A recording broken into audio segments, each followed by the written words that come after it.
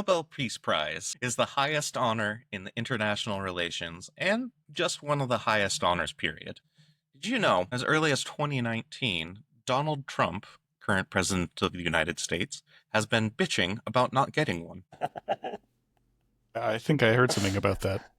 He bitches about So, everything, so yeah. well, yeah, I mean, it is in his nature. So, near as I can tell, this is because one, he has a persecution complex, and he thinks he's being excluded from an elite club. Two, he is perpetually in the shadow of better liked presidents, and he hates that Obama was awarded the Nobel Peace Prize for basically just existing. Obama's And was kind of bullshit.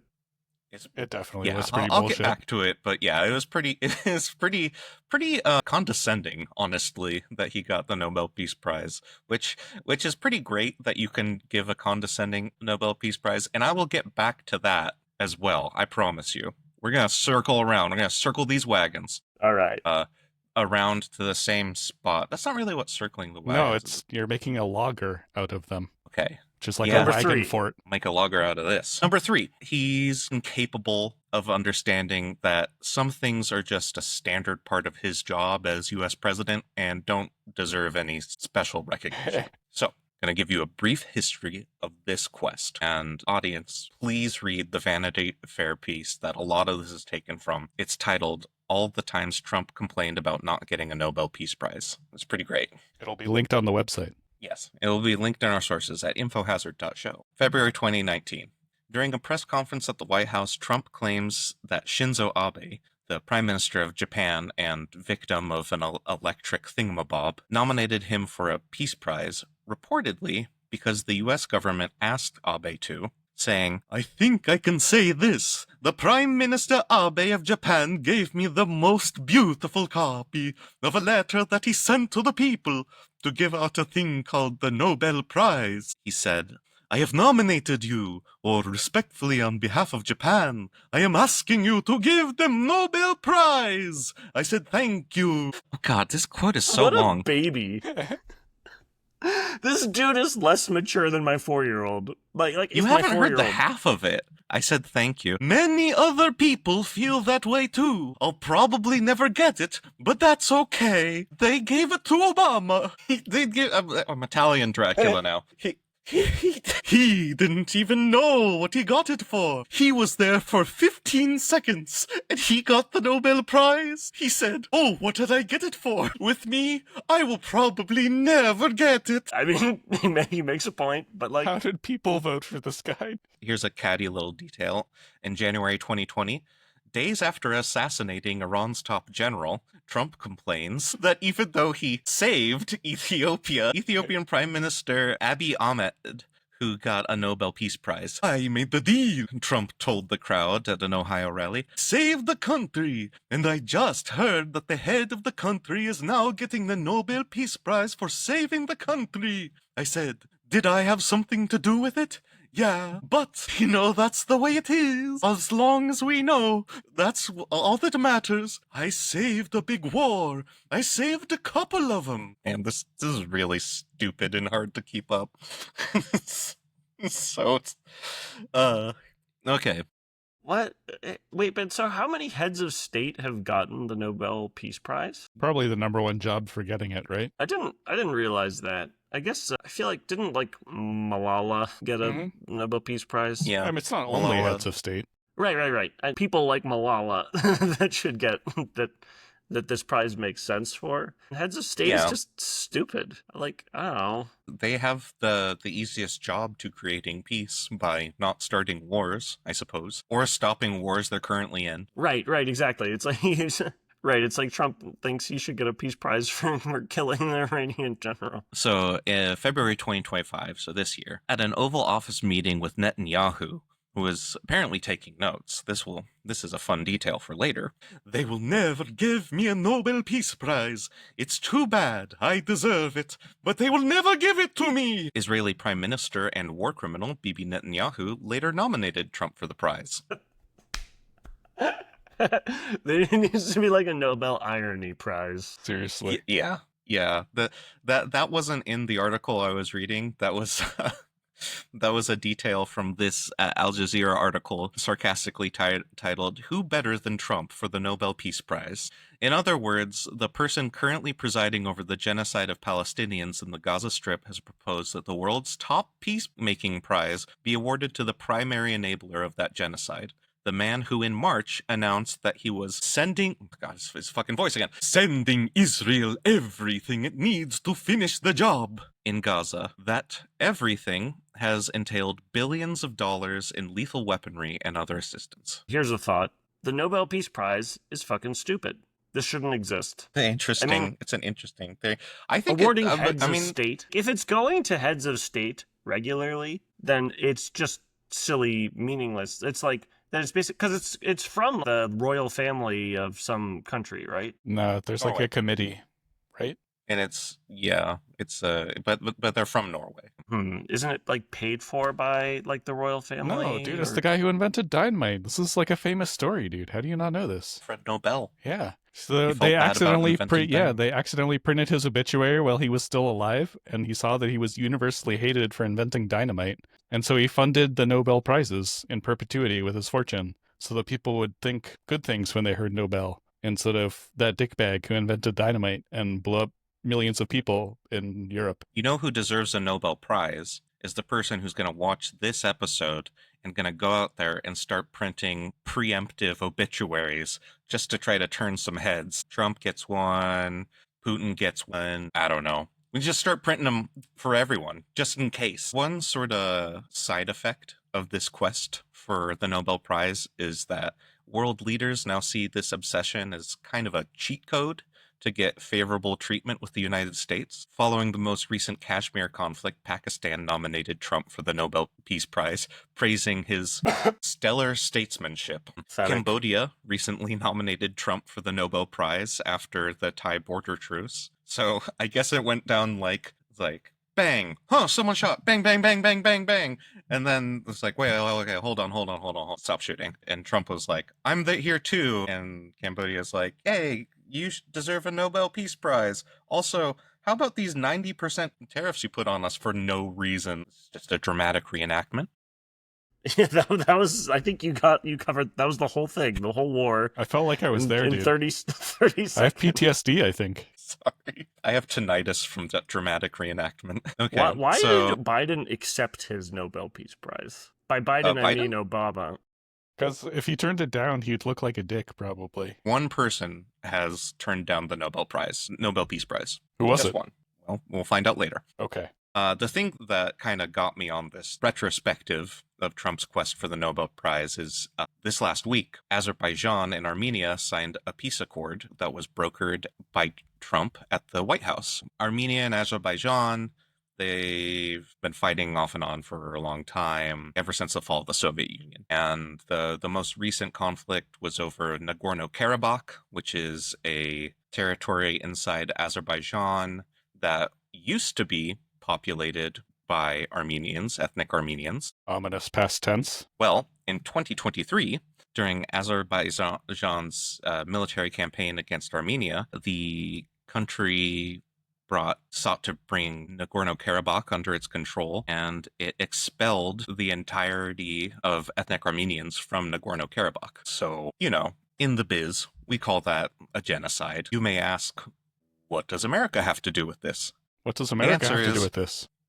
I'm glad you asked. The answer is basically nothing, but Trump cares about getting the Nobel Prize, and also, above all, real estate deals. He secured exclusive developmental rights for the U.S. along a transport corridor between the two countries, which will be dubbed the Trump route for international peace and prosperity. Imagine that you wake up one morning and you're now told that you live in the Trump route for international peace and prosperity. If we can just name all the good stuff, the Trump whatever, then will he fund reasonable things? We can call NASA Trump space, yeah, and then we could do it still, or the NIH could be the Trump NIH, and then he would fund it, and then when he leaves we could change it back. The Gulf of Trump. They spilled oil in the Gulf of Trump, sir. Yellowstone National Park, sponsored by Trump. The Trump ozone layer. Got a quote from Aram Hamparian. There's no way I'm pronouncing that right. Erasing Nagorno-Karabakh is not peace, said Aram What did Armenia get out of this deal? Just like, okay, yeah, they got a bunch of ethnic Armenians were kicked out of Artsakh, and now it's owned by Azerbaijan, and so they lost, and now they're saying it's over and like acting like it's a celebration. Yeah, basically what they got out of it is for Azerbaijan, which has a much more powerful military, to stop shooting them. Yeah, So yeah, they got a territory conquered, and they got Trump's name slapped onto their. a highway going through their country. Sometimes if you get your ass kicked hard enough, you have to say, thank you for the ass kicking. Please don't give me another. That's Yeah, essentially what happened. this sounds like the peace deal that Trump is trying to negotiate with Putin over Ukraine. I don't know if you're going to get into that. No, I guess that we're in the events leading up to territory with that, since he will be meeting with Putin in Alaska, whether or not Zelensky shows up. So Is Zelensky Yeah. invited? I believe so. It's peace talks, Yeah, but I mean, anyway.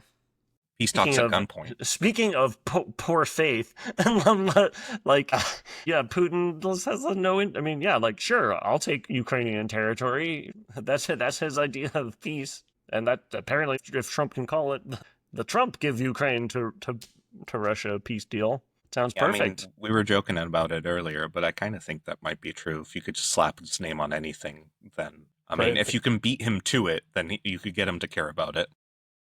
Crimea is renamed to the Trump Peninsula, dude. Yeah. I just want to finish the quote from Aram Hamparian. He said, "The agreement has been reached at gunpoint, and that normalizing ethnic cleansing is not peace." So, like you said, the Nobel Peace Prize, if this is the kind of person that's going to be getting the Nobel Peace Prize, it seems like a bad prize. Didn't they give it to I'm going to conveniently cut that part out. If Trump gets the Nobel Peace Prize, would this be the worst Nobel Peace Prize ever given? No. Yeah, okay. I should clarify, would this be the worst Nobel Peace Prize, not just Nobel Prize, because the actual worst Nobel Prize given out is the Sveriges Riksbank Prize in Economic Sciences in memory of Alfred Nobel, commonly known as the Nobel Prize in Economics. Let's see the competition. Let's talk about some notable stinkers. I mentioned him earlier, but Barack Obama in 2009. And a lot of this is from the Big Think article, The Worst Nobel Peace Prizes. Obama won the Nobel Peace Prize during his first term before he had really done anything. I thought he ended racism as soon as he's elected, right? That's what he won for. Yeah, if he won for being black. The official reason given was for his extraordinary efforts to strengthen international diplomacy and cooperation between peoples, which surprised many people, including the president himself, as he had been in office for less than a year at the time. The global reaction was mixed. Fidel Castro called it a positive, while Well, Fidel likes it. That's who I consult first. What would Fidel Castro think about this international development, dude? I mean, It's like Obama Return of the Jedi had rave reviews from Fidel Castro said the Ewoks are great. Among U.S. presidents, Obama was probably the one who treated Castro the nicest, while Peace Prize laureate Lech Walesa Yeah, Valenza. Walesa thought it was premature, as Obama had not really made any real input. Noam Chomsky mused, "In defense of the committee, we might say that the achievement of doing nothing to advance peace places Obama on considerably higher moral plane than some of the earlier recipients." Yeah. Let's just get to man. those guys. So we've got the 1994 prize, which was split between Yasser Arafat, Yitzhak Rabin, and Shimon Peres. Yeah, Prime well. Minister of Israel, Yitzhak Rabin, his Foreign Minister, Shimon Peres, and the chairman of the Palestine Liberation Organization, Yasser Arafat, to commemorate their signing of the Oslo Accords, which were a peace process between Israel and Palestine. That I haven't really checked on that, but I think it's going well. I mean, didn't Rabin get assassinated? Kind of hard to blame him for not doing well enough in that circumstance. Yeah, no, it's for sure. I think it goes back to our whole thing on like heads of state getting the thing, like their legacy by participating in the conflict somewhat taints their ability to get the prize at the end of it. I mean, Right. It sets up but a they're weird making perverse peace, dude. incentive. But people are going to fight anyway. It's not like people are going to start a war just to end the war to get a Nobel Peace Prize, I don't think. Some people might. Okay, I guess Trump might. Yeah, I mean, Let's I see. think my problem with heads of state getting this is that, just the expectation of a head of state should be to deal with conflicts, to reduce conflict. They claw their ways to the top. We almost got an obvious and clear answer to the worst Nobel Peace Prize because in 1939, in a submission not intended to be taken seriously, anti-fascist member of the Swedish parliament Eric Gottfried Christian Brandt nominated German dictator Adolf Hitler for the prize. The nomination was cancelled, and no prize was awarded to 1939 for anyone. That makes sense. Not a good year for peace. So bad. 1939, bad year for peace. Nobody's getting the award. Are you in the world? Well, there's a war going on, so no peace prizes for anybody. That does make sense. There was another year, 1948, no suitable living candidate. Now, this one is after World War II, obviously. But this one is a stain on the Nobel Peace Prize because there was no suitable living candidate because it is not given posthumously. And this was a non-award given the year that Gandhi died. So basically, like, one of the obvious candidates ever for the Nobel Peace Prize, one of the pioneers of nonviolent protest and Peaceful peacemaking. protest. To use the Nobel Prize terminology. Liberated the subcontinent of India from foreign rule peacefully. Like, no mean feat. Sounds like the worst non-award of the Peace Prize. Has he gotten one now? Have they made it posthumous? No. Whatever. Still no. He's still dead. Who cares? Because for the most prestigious such prize, this prize just seems like a steaming pile of bullshit. Why does this exist? Nobel, like, if Nobel is trying to improve his reputation, like, swing and a miss. It's like, I invented dynamite, and, like, in perpetuity, I will award heads of state for pausing the wars that they started. Ridiculous. What's that? What's that I hear? Oh my god! It's Henry Kissinger's music! Oh my god! Wait, you said it multiple times, Danny. I don't Sorry, know. my knowledge has ruined your surprise. But it's like, it's the obvious answer for the actual worst Nobel Peace Prize ever ever given. So the 1973 prize went to North Vietnamese communist leader Le Duc Tho and United States Secretary of State Henry Kissinger for the 1973 Paris Peace Accords, intended to bring about a ceasefire to the Vietnam War and the withdrawal of American troops. Wow, it sounds so great on the surface. Yeah, it does. So, I mentioned earlier, there's only been one person to turn down the prize, and that would be Tho. He later declined the prize on the grounds that such bourgeois sentimentalities were not for him. Very communist of him. If only he So turned it down it's because Kissinger was nominated also, dude. That would have been... I would think that would be part of it. I don't know if maybe he just didn't want to, like, make it that personal. Was that the quote, though? He even pulled out the That's bourgeois? like, yeah. Yeah. I mean, it was in Vietnamese, I'm sure. Or it could have been in French. Sounds about right. Communists saying it like it is. For those who aren't familiar, Henry Kissinger, he went on to have an eventful career where he was alleged to have committed or abetted a number of war crimes and human rights abuses in such diverse places as Chile, Vietnam, Bangladesh, Cambodia, Argentina, East Timor, Cyprus, Israel, South Africa, Rhodesia, Angola, China, and potentially some others that I've forgotten. He attempted to return his award after the fall of Saigon, but the Nobel Committee would not accept it. Plus, like, didn't he extend the Vietnam War to, like, help Nixon get elected? So, like, he shouldn't have been getting an award for making peace when he spiked the peace process earlier. He masterminded the secret bombing of Cambodia and went so far as to personally plan bombing routes, like on the line with bomber pilots, picking targets along the Ho Chi Minh Trail. God damn. So he's a micromanager also, dude. The more I learn, the worse he is, dude. I can accept the Bangladeshi genocide, but micromanaging is a step too far. Yeah, well, it's like that segment we had a while ago where that guy was bagging on the Trump administration for trying to look cool at a MMA fight or whatever. Oh, yeah. Yeah, Shane Gillis. That's right. He was on his lib shit.